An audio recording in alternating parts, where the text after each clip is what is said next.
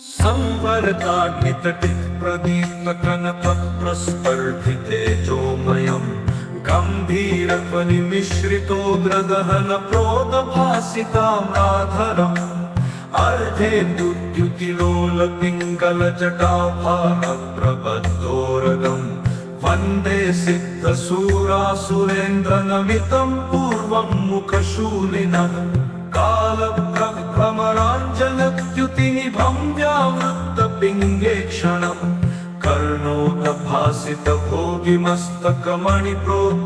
कर्णोदभासितभोगिमस्तकमणिप्रोद्दिन्नदंष्ट्राङ्कुरम्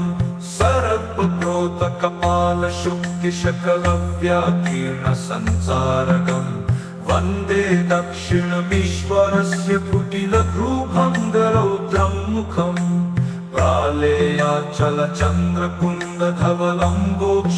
प्रालेयाचलचन्द्रकुन्दधवलम्बोक्षीरभेदप्रभम्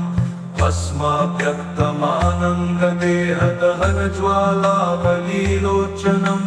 ब्रह्मेन्द्रादिमरुद्गणैः स्तुतिपरैरभ्यर्चितं योगिभिः प्रवन्देऽहं सकलं कलङ्करहितं स्थाणोर्मुखं पश्चिमम् गौरं कुङ्कुमपङ्किलं सुतिलकं व्यापाण्डुगण्डस्थलम्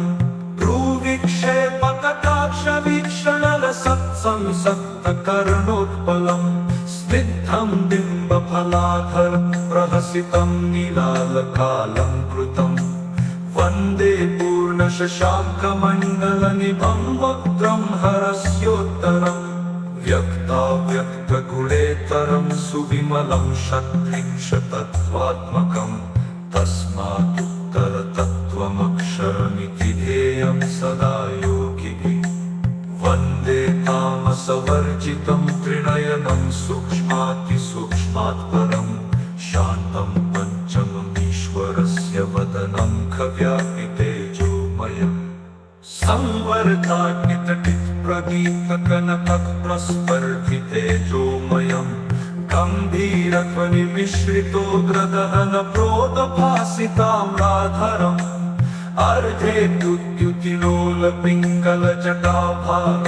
अर्धेन्दुद्युतिलोलपिङ्गलजटाभारप्रबद्धोरगम्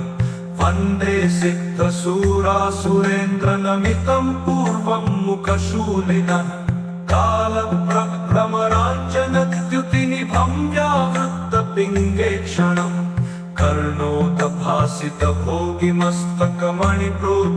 कर्णोदभासितभोगिमस्तकमणिप्रोद्दिन्नदंष्ट्राङ्कुरम्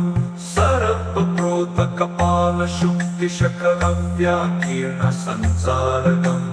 वन्दे दक्षिणमीश्वरस्य कुटिलभ्रूभङ्गरौद्रं मुखम्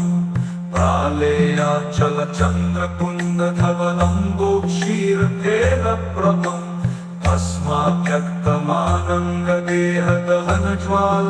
भस्माभ्यक्तमानन्ददेहदहनज्वालावलीलोचनम् ब्रह्मेन्द्रादिमरुद्गणैः स्तुतिपरैरभ्यर्चितं योगिभिः प्रवन्देऽहं सकलं कलङ्करहितं स्थाणोर्मुखं पश्चिमम् गौरं कुङ्कुमपङ्किलं सुतिलकं व्यापाण्डुगण्डस्थलम्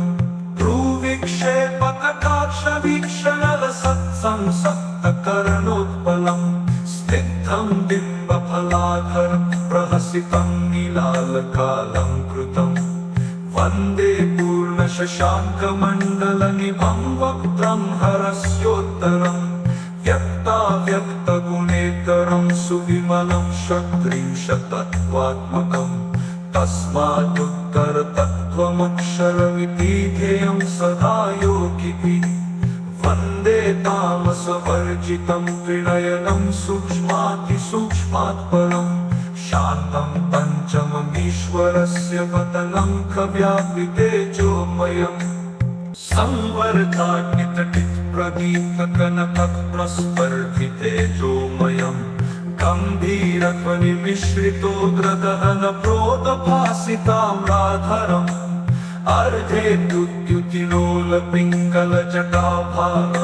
अर्धेन्दुद्युतिलोलपिङ्गलजटाभारप्रबद्धोरगम् वन्दे सिद्धसूरासुरेन्द्रनमितं पूर्वं मुखशूलिनः कालभ्रमराञ्जनद्युतिनिभं व्यावृत्तपिङ्गेक्षणम्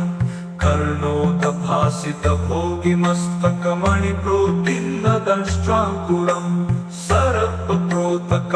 कपालशुक्तिशकलव्याकीर्णसंसारकम् वन्दे दक्षिणमीश्वरस्य कुटिलभ्रूभङ्गरौद्रं मुखम् प्रालेयाचलचन्द्रकुन्दधवलम्बोक्षीरतेलप्रभम् अस्माभ्यक्तमानङ्गदेहदहनज्वालावलीलोचनम् ब्रह्मेन्द्रादिमरुद्गणैः स्तुतिपरैरभ्यर्चितं योगिभिः प्रवन्देऽहं सकलं कलङ्करहितं स्थाणोर्मुखं पश्चिमं गौरं कुङ्कुमपङ्किलं सुतिलकं व्यापाण्डुगण्डस्थलम् भ्रूविक्षेपकटाक्षवीक्षणलसत्संसक्तकर्णोत्पलम् स्निग्धं बिम्बफलाधरं प्रहसितं नीलालकालङ्कृतम् वन्दे पूर्णशशाङ्कमण्डलनिभं वक्त्रं हरस्योत्तरम् व्यक्ताव्यक्तगुणेतरं सुविमलं षट्त्रिंशत्तत्त्वात्मकम् तस्मादुत्तरतत्त्वमक्षरमितीध्येयं सदा योगिभिः वन्दे तामसवर्जितं त्रिनयनं सूक्ष्मातिसूक्ष्मात् परम् शान्तं पञ्चममीश्वरस्य वदनङ्कव्यापितेजोमयम्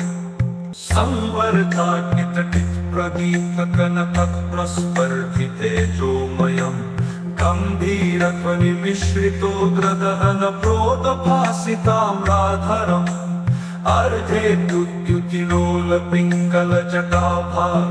अर्धेन्दुद्युतिलोलपिङ्गलजटाभारप्रबद्धोरगम् वन्दे सिद्धसूरासुरेन्द्रनमितं पूर्वं मुखशूलिनः कालप्रभ्रमराञ्जनद्युतिनिभं व्यावृत्तपिङ्गेक्षणम्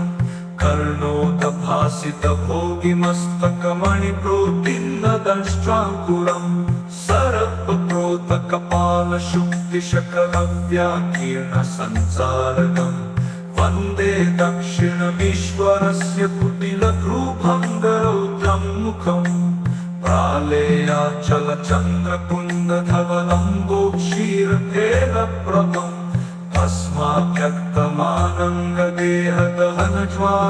अस्माभ्यक्तमानङ्गदेहदहनज्वालावलीलोचनम्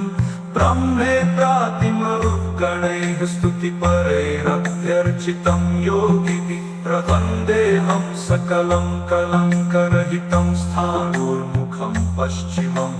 गौरं कुङ्कुमपङ्किलं सुतिलकं व्यापाण्डुगण्डस्थलम्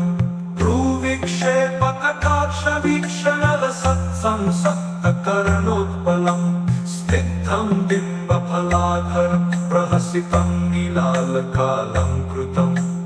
वन्दे पूर्णशशाङ्कमण्डलनिभं वक्त्रं हरस्योत्तरम् व्यक्ताव्यक्तगुणेतरं सुविमलं षट्त्रिंशत्तत्त्वात्मकम् तस्मादुत्तरतत्त्वमक्षरमितीध्येयं सदा योगिभिः वन्दे तामसवर्जितं त्रिनयनं सूक्ष्मातिसूक्ष्मात् परम् शान्तं पञ्चममीश्वरस्य वदनङ्कव्यापितेजोमयम्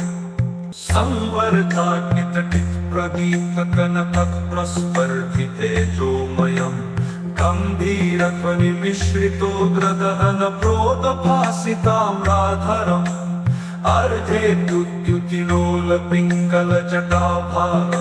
अर्धेन्दुद्युतिलोलपिङ्गलजटाभारप्रबद्धोरगम् वन्दे सिद्धसूरासुरेन्द्रनमितं पूर्वं मुखशूलिनः कालप्रभ्रमराञ्जनद्युतिनिभं व्यावृत्तपिङ्गेक्षणम्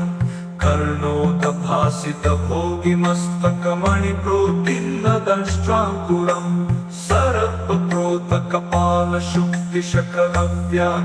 सरत्वप्रोतकपालशुक्तिशकलव्याकीर्णसंसारकम् वन्दे दक्षिणमीश्वरस्य कुटिलभ्रूभङ्गरौद्रं मुखम्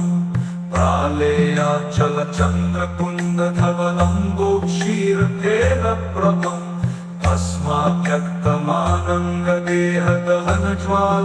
अस्माभ्यक्तमानङ्गदेहदहनज्वालावलीलोचनम् ब्रह्मेन्द्रादिमरुद्गणैः स्तुतिपरैरभ्यर्चितं योगिभिः प्रवन्देऽहं सकलं कलङ्करहितं स्थाणोर्मुखं पश्चिमं